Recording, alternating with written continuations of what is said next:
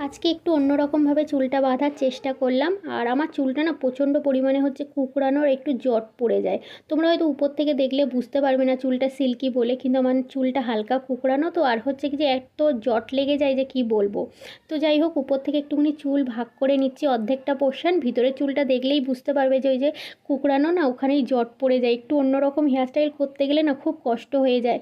তো যাই হোক, আমি সবসময় হচ্ছে একটুখানি হালকা চুল বাঁধার চেষ্টা করি।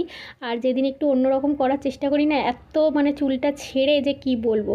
তো যাই হোক, উপর দিয়ে চুল একটুখানি নিয়ে এরকম পাকিয়ে পাকিয়ে একটু খোপা করে নিচ্ছি, খোপার মতনই হবে। আর ইউপিন দিয়ে দিচ্ছি, কারণ আমার লম্বা চুল তো পুরোটা পাকালে একভাবে থাকছে না, তার জন্য আমি ইউপিন দিয়ে একটুখানি হচ্ছে কি যে টাইট করে নেব।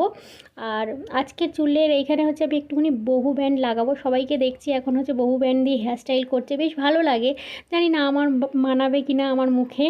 তো সবার মুখে তো সব রকম মানায় না। তো যাই হোক, আমি বানিয়েছিলাম উল দিয়ে, এই জিনিসটা নিজের হাতেই করেছিলাম। তো আমার চুলের থেকে একটুখানি বেশি বড় হয়ে গেছে বহু ব্যান্ডগুলো বানানো।